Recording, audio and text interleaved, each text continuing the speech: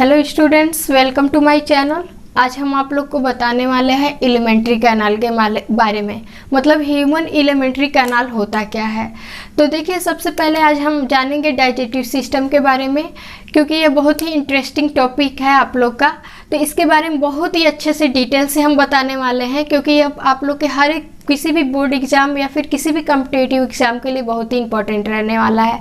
तो आइए आज हम देखते हैं डाइजेस्टिव सिस्टम में ह्यूमन एलिमेंट्री कैनाल के बारे में। तो देखिए, सबसे पहले देखेंगे कि ह्यूमन एलिमेंट्री कैनाल होता क्या है। Human alimentary canal, human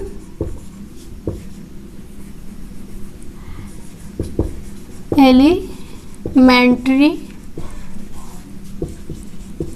canal. अब देखिए इसका अर्थ क्या होता है। तो इसका अर्थ जो होता है वो क्या होता है, मानव आहार नाल। इसका अर्थ क्या होता है, मानव आहार नाल। अब देखिए, सबसे पहले हम जानेंगे कि ह्यूमन में जो डाइजेस्टिव सिस्टम होता है, तो इस डाइजेस्टिव सिस्टम में हम आप लोग को फर्स्ट वीडियो में बता चुके हैं कि जो टूथ होता है और टंग होता है, मतलब माउथ कैविटी होती है, उसके बारे में कुछ हम बता चुके हैं। तो अब हम बताएंगे आप लोग को कि ह्यूमन एलिमेंट्री कैनाल क्या है, मतलब मानव आहार नाल क्या है। तो सबसे पहले हम सिंपली बोल सकते हैं कि ह्यूमन एलिमेंट्री कैनाल जो होता है, मानव आहार नाल जो होता है, जिसके द्वारा, मतलब वह रास्ता जिसके द्वारा हम भोजन को क्या करते हैं, ग्रहण करते हैं, और जिस रास्ते से होते हुए भोजन का क्या होता है, पाचन होता है, उसे हम क्या कहते हैं, ह्यूमन एलिमेंट्री कैनाल, मतलब मानव आहार नाल। तो देखिए, मुख्य गुहा से लेकर के और लास्ट जो बड़ी आंत होती है, वहां तक की जितनी भी हम लोग की भोजन की नली होती है, उसे हम क्या कहते हैं, मानव आहार नाल। तो मानव आहार नाल की टोटल जो लंबाई होती है, मानव आहार नाल की लंबाई कितनी होती है, तो 8 से 10 मीटर। मतलब मानव आहार नाल की लंबाई कितनी होती है, 8 से 10 मीटर। तो अब देखिए, सबसे पहले हम देखेंगे कि ह्यूमन का डाइजेस्टिव सिस्टम होता क्या है, कैसे है, मतलब मानव का आहार नाल होता कैसे है। फिर उसके अकॉर्डिंग हम बताएंगे कि वो कौन कौन से ऑर्गन है जिसके द्वारा हम लोग का भोजन का क्या होता है, डाइजेशन होता है। तो सबसे पहले हम ह्यूमन की डाइजेस्टिव स्ट्रक्चर को बनाने वाले हैं। तो देखिए,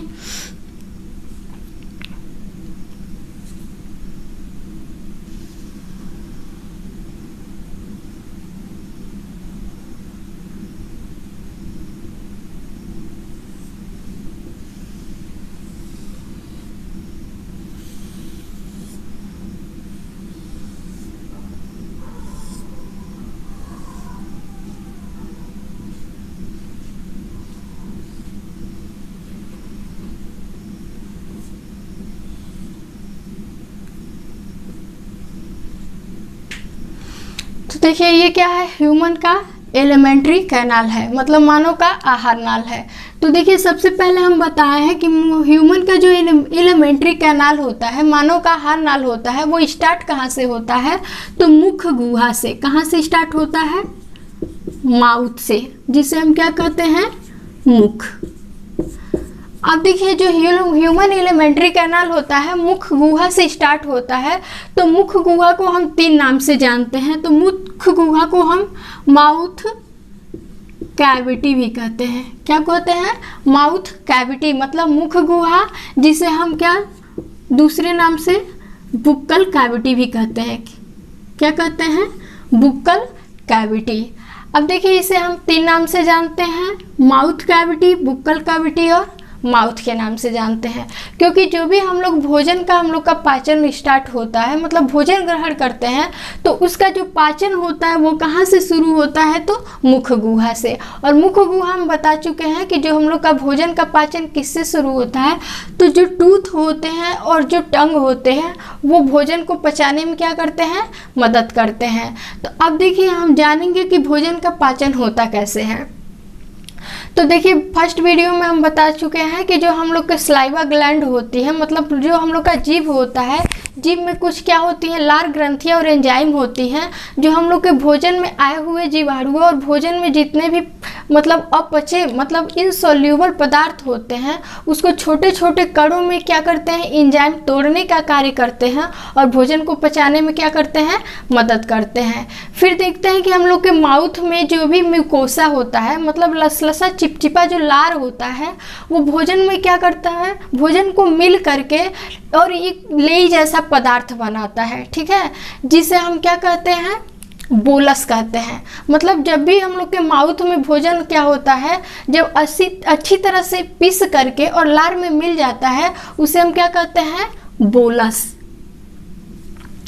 अब देखिए अब नेक्स्ट जो प्रोसेस होती है, तो जब भी हम लोग भोजन ग्रहण कर लेते हैं तो भोजन ग्रहण करने के बाद से वो जितना भी भोजन होता है वो जब बोलस के रूप में चेंज हो जाता है तो कहाँ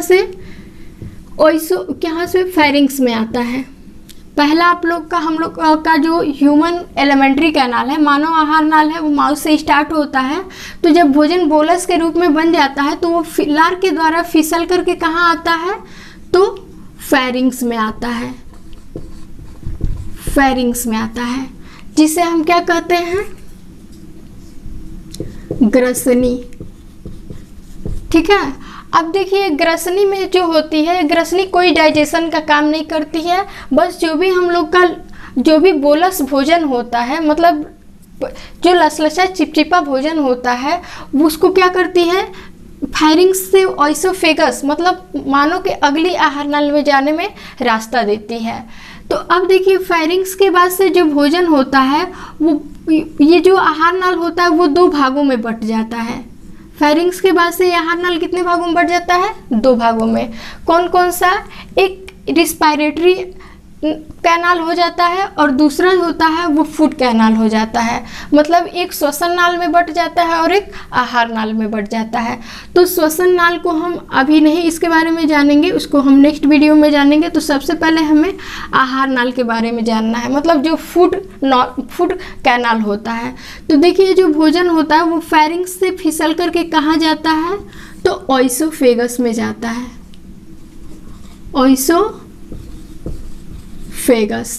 आइसोफेगस को हम क्या कहते हैं, ग्रास नली। अब देखिए ये जो ग्रास नली आइसोफेगस होती है, तो आइसोफेगस भी जो होती है वो भी भोजन को पचाने में मदद नहीं करती है, केवल ये भोजन को क्या करती है, आगे बढ़ने का रास्ता देती है। अब देखिए जो भोजन होता है ये आइसोफेगस मतलब ग्रास नली से फिसल करके कहाँ पे आता है, तो ये ग्रास नली से फिसल करके कहाँ पे आता है, अमाशय में आता है, जिसे हम क्या कहते हैं, स्टोमच। अमाशय को हिंदी में क्या कहते हैं, ये जो स्टोमच होता है इसको हिंदी में हम क्या कहते हैं, अमाशय, और इसे दूसरे नाम से पेट भी कहते हैं। तो अमाशय में जो भोजन होता है ये आकर के भोजन कितने घंटे तक रुकता है, तो 4 घंटे तक। जो स्टोमच होता है, हम लोग को स्टोमच में जो भी भोजन होता है वो कितने हावर तक रुकता है, तो 4 हावर तक। अब देखिए इसके बारे में हम जानते हैं कि जो हम लोग के शरीर में ये जितने भी एलिमेंट्री कैनाल होते हैं, इस सारे एलिमेंट्री कैनाल में अलग अलग प्रकार के क्या होती हैं, ग्लैंड होती हैं। मतलब माउथ में क्या होती है, सलाइवा ग्लैंड होती हैं, स्टोमच में क्या होती हैं, गैस्ट्रिक ग्लैंड होती है, और यहाँ पे जो स्टोमच से निकला हुआ डायोडेनम से एक और थैलीनुमा संरचना होती है जिसे हम बाइल जूस कहते हैं, मतलब वहाँ से पीत रस निकलता है। उसके बाद से नेक्स्ट आपका इंटेस्टाइन आता है। तो इंटेस्टाइन में इंटेस्टिनल ग्लैंड होती है जो बहुत सारे क्या करती है, एंजाइम और हार्मोन का श्रावण करती है। तो इसके बारे में हम अभी पढ़ेंगे। तो सबसे पहले हम जानते हैं इस स्टोमच के बारे में। तो देखिए ये स्टोमच भी होता है, स्टोमच के कितने पार्ट होते हैं, तो स्टोमच जो होता है इसके 3 पार्ट होते हैं मेनली। कौन कौन से, स्टोमच के मेनली कितने पार्ट होते हैं, 3। अब देखिए इस स्टोमच के बारे में हम देखें, जब भी भोजन आता है तो भोजन क्या होता है, स्टोमच में क्या होता है, 4 घंटे तक रुक जाता है। अब देखिए रुकने के बाद से क्या होता है, इसके 3 भाग होते हैं। कौन कौन से, एक स्टमच के 3 भाग होते हैं, फंडिक,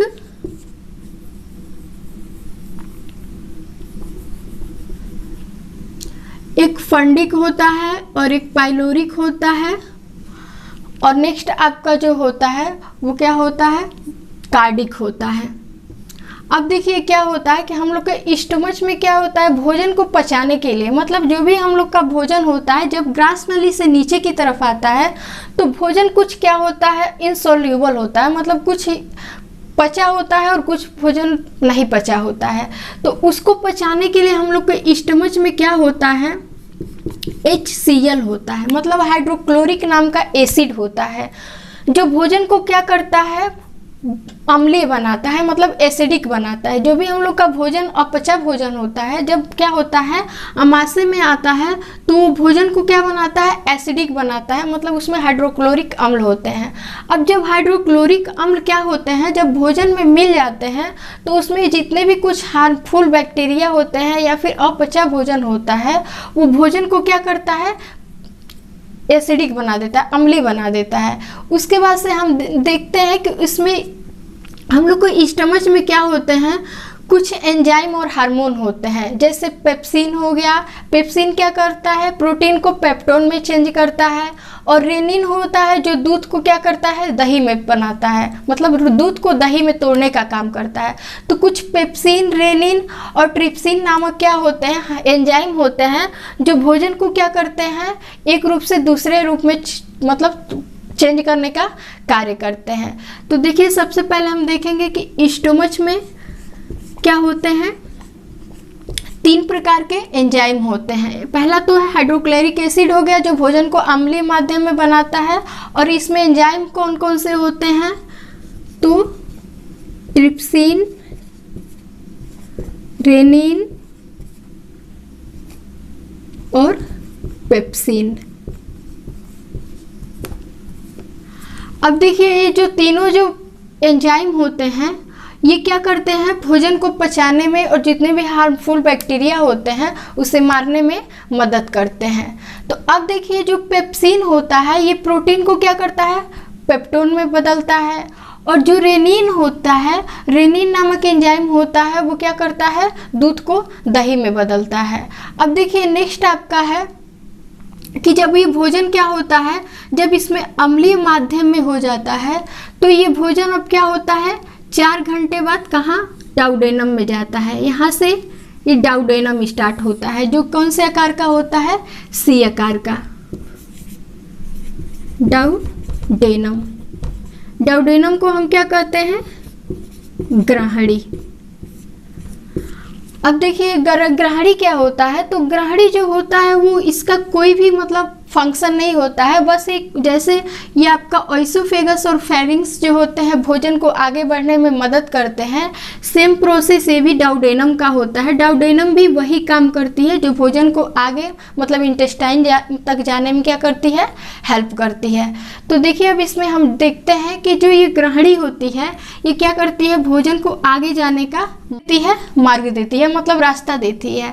तो अब सबसे पहले हम देखेंगे कि जो ये डाउडेनम होती है ग्रहणी, इस डाउडेनम से 2 प्रकार के और क्या होती हैं, स्पेस निकलती है, मतलब 2 प्रकार के और नलियाँ निकलती हैं। तो एक नली जो होती है वो लीवर की तरफ एक थैलीनुमा संरचना बनाती है, और एक नली जो होती है वो क्या होती है, हम लोग के लेफ्ट की तरफ क्या होती है, एक और थैलीनुमा संरचना बनाती है। तो अब देखिए जो एक थैलीनुमा संरचना होती है जिसे हम क्या कहते हैं, पैनक्रियाज कहते हैं। इसे हम क्या कहते हैं, पैनक्रियाज। इस पैनक्रियाज को हम हिंदी में क्या कहते हैं, अग्नाशय। अब देखिए और नेक्स्ट आपका जो दूसरी थैलीनुमा संरचना निकलती है जिसे हम क्या कहते हैं, बाइल, जिसे हम क्या कहते हैं, गाल ब्लैडर। अब देखिए ग्रहणी से 2 प्रकार की थैलीनुमा संरचना निकलती हैं, 2 नलियाँ निकलती हैं। एक क्या होती है, पैनक्रियाज की संरचना बनाती है, और दूसरी गाल ब्लैडर जिसे हम क्या कहते हैं, पित्ताशय। अब देखिए जो गाल ब्लैडर होता है, तो गाल ब्लैडर जो होता है इसमें क्या होती है, बेसिक कुछ क्या होते हैं, केमिकल होते हैं, मतलब कुछ क्षार होते हैं, ठीक है। ये जो गाल ब्लैडर होता है ये क्या होता है, क्षारीय होता है, मतलब कुछ ऐसे इसमें रासायनिक पदार्थ होते हैं जो भोजन को क्या कर देते हैं, क्षारीय माध्यम में बदल देते हैं। मतलब जो ये भोजन होता है कार्डिक और फंडिक से होते हुए क्या होता है, जब डाउडेनम में आता है तो ये हाइड्रोक्लोरिक अम्ल के रूप में मतलब चेंज रहता है, अम्लीय माध्यम में चेंज रहता है। लेकिन जो ही डाउडेनम में आता है तो डाउडेनम से ये यहाँ से पित्त की जो थैली निकलती है जिसमें क्या होता है, बाइल जूस होता है। इस पित्त की थैली में, पित्ताशय में क्या होता है, बाइल जूस होता है, जिसे हम क्या कहते हैं, पित्त रस कहते हैं। इस बाइल जूस को क्या कहते हैं, पित्त रस। और ये पित्त रस किस माध्यम में होता है, तो पित्त रस जो होता है ये क्षारीय माध्यम होता है, मतलब बेसिक रूप में होता है क्षारीय माध्यम में। तो जो ही हम लोग का भोजन जब अम्लीय माध्यम से क्षारीय माध्यम में बदल जाता है तो यहाँ से एक जो होती है, तो यहाँ से हम लोग का ये इंटेस्टाइन स्टार्ट हो जाती है। डाउडेनम के बाद से कहाँ क्या स्टार्ट हो जाता है, तो ये छोटी आंत स्टार्ट हो जाती है, जिसे हम क्या कहते हैं, स्मॉल इंटेस्टाइन।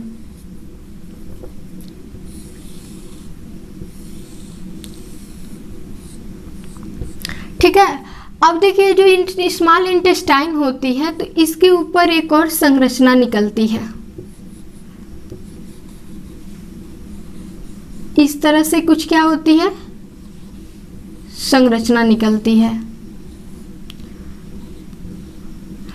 अब देखिए यहाँ पे क्या होता है कि जब भी डाउडेनम से क्या होती है, हम लोग का जो भोजन क्या होता है, बेसिक माध्यम के रूप में, मतलब अम्लीय से क्षारीय माध्यम में चेंज होता है, और क्षारीय माध्यम से कहाँ पे जाता है, तो स्मॉल इंटेस्टाइन में जाता है, स्मॉल इंटेस्टाइन, जिसे हम क्या कहते हैं, छोटी आंत कहते हैं। अब देखिए जब छोटी आंत में भोजन जाता है तो क्या होता है कि छोटी आंत में की दीवारों में बहुत से छोटे छोटे माइक्रोविलाई होते हैं। छोटी आंत में क्या होते हैं, माइक्रोविलाई होते हैं, जिसे हम क्या कहते हैं, सूक्ष्मांकुर। अब देखिए सूक्ष्मांकुर क्या होता है, तो आंत की दीवारों में ये क्या होता है, एक ऐसे उंगली नुमा निकला हुआ क्या होता है, संरचना होता है। ठीक है। अब ये उंगली नुमा संरचना होती है, इसमें छोटे छोटे क्या होते हैं, छिद्र होते हैं। मतलब जो भी सॉल्यूबल फूड होते हैं हम लोग के शरीर में, जो भी मतलब भोजन पचा हुआ होता है, इस पचे हुए भोजन को एब्जॉर्प्शन का कौन काम करता है, तो ये स्मॉल इंटेस्टाइन होती है। देखिए हम लोग का जो लास्ट डाइजेशन प्रोसेस होता है वो कौन से मतलब डाइजेटिव सिस्टम पे जाके मतलब फिनिश होता है, ख़त्म होता है, तो लास्ट जो ये हम लोग की जो छोटी आंत होती है, यहाँ पे हम लोग के भोजन का जो लास्ट प्रोसेस होता है वो जाकर क्या होता है, ख़त्म होता है। तो देखिए इस इंटेस्टाइन में, स्मॉल इंटेस्टाइन में क्या होता है, बहुत सारे क्या होती हैं, इंटेस्टिनल हार्मोन और एंजाइम होती हैं जो भोजन को अच्छी तरह से पूर्ण रूप से पचाने में क्या करती हैं, मदद करती हैं। तो देखिए सबसे पहले हम देखेंगे कि जब भी भोजन स्मॉल इंटेस्टाइन में आता है, छोटी आंत में आता है, तो इसमें माइक्रोविलाई होता है, मतलब बहुत छोटी छोटी उंगली नुमा संरचना होती है जो इस छोटी आंत की दीवारों से क्या होती है, निकली हुई होती है। अब ये क्या काम करती है, जैसे जो भी हम लोग फूड को इंटेक करते हैं, जो भी भोजन ग्रहण करते हैं, तो इस ग्रहण किए गए भोजन में हम लोग के भोजन जो होते हैं वो कई प्रकार से होते हैं। जैसे मान लीजिए कार्बोहाइड्रेट हो गया, प्रोटीन्स हो गया, विटामिन्स हो गया, या फिर मिनरल्स हो गए।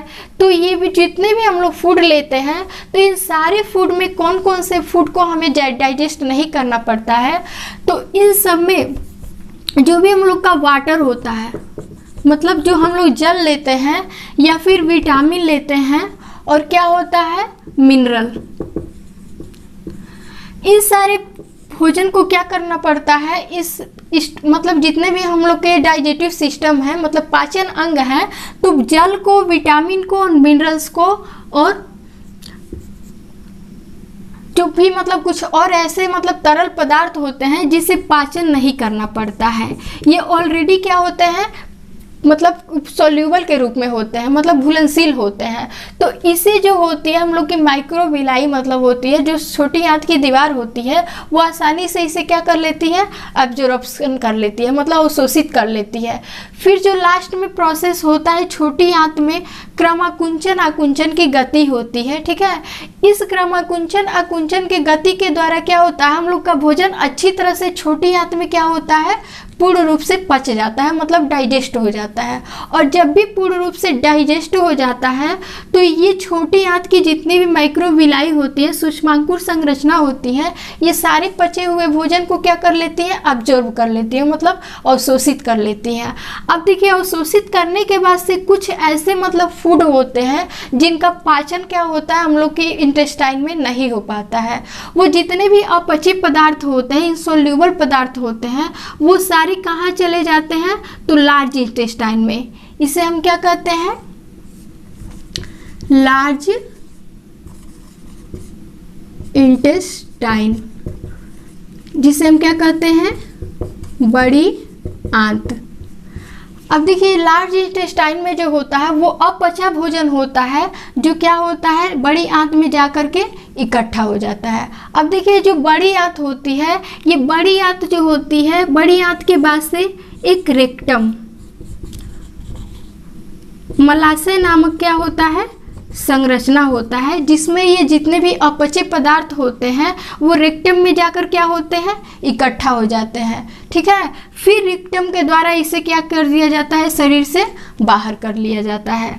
अब देखिए नेक्स्ट आपका है कि इसमें जो होता है, ये जो बाइल डक्ट होती है और पैनक्रियाज होते हैं, तो इसमें कुछ विशेष प्रकार के क्या होते हैं, एंजाइम होते हैं और कुछ हार्मोन होते हैं जो हम लोग के शरीर में क्या करते हैं, आगे मतलब कुछ प्रोसेस होने में हेल्प करते हैं। तो उसे नेक्स्ट वीडियो में बताएंगे। तो अब देखिए हम बात करते हैं आप लोग की मतलब जो लार्ज इंटेस्टाइन होती है और स्मॉल इंटेस्टाइन होती है। तो इसकी लंबाई की बात करें तो जो हम लोग की स्मॉल इंटेस्टाइन होती है, तो इसकी जो लंबाई होती है वो कितना होती है, तो 6.5 मीटर होती है। मतलब स्मॉल इंटेस्टाइन की लंबाई कितनी होती है, 6.5 मीटर, मतलब 6.5 मीटर। वही बात किया जाए अगर लार्ज इंटेस्टाइन की, तो लार्ज इंटेस्टाइन की जो लंबाई होती है वो कितनी होती है, तो 1.5 मीटर होती है, मतलब 1.5 मीटर होती है, ठीक है। तो देखिए आप ये सोचते होंगे कि जो ये लार्ज इंटेस्टाइन होती है उसकी जो लंबाई होती है वो छोटी क्यों होती है, और जो स्मॉल इंटेस्टाइन होती है उसकी लंबाई क्यों क्या होती है, ज़्यादा होती है। तो देखिए हम ये बात करेंगे कि जो हम लोग मतलब स्मॉल इंटेस्टाइन होती है उसकी जो होती है ये लंबाई ज़्यादा होती है, लेकिन जो उसका वॉल्यूम होता है मतलब आयतन होता है, उसकी चौड़ाई क्या होती है, कम होती है, जिसकी वजह से उसका क्या होता है, लेंथ ज़्यादा होता है। वही बात करें हम बड़ी आंत की, तो बड़ी आंत की जो लंबाई होती है वो कम होती है, लेकिन जो उसका वॉल्यूम होता है मतलब आयतन होता है उसका ज़्यादा होता है, जिसके वजह से वो क्या होती है, उसे हम लार्ज इंटेस्टाइन कहते हैं। अब देखिए नेक्स्ट आपका जो है स्टोमच है। तो स्टोमच की लंबाई कितनी होती है, तो स्टोमच की टोटल लंबाई कितनी होती है, 2.5 सेंटीमीटर। वही बात करें फायरिंग्स की, मतलब जो हम लोग की ग्रसनी होती है, तो ग्रसनी की लंबाई जो होती है वो क्या होती है, 25 से 30 सेंटीमीटर होती है। तो स्टूडेंट्स अब तक के लिए बस इतना ही। अब मिलेंगे नेक्स्ट वीडियो में। यदि आपने अभी तक हमारे चैनल को सब्सक्राइब नहीं किया है तो प्लीज़ उसे सब्सक्राइब करें, लाइक करें और अपने फ्रेंड तक शेयर करें। Thanks for watching.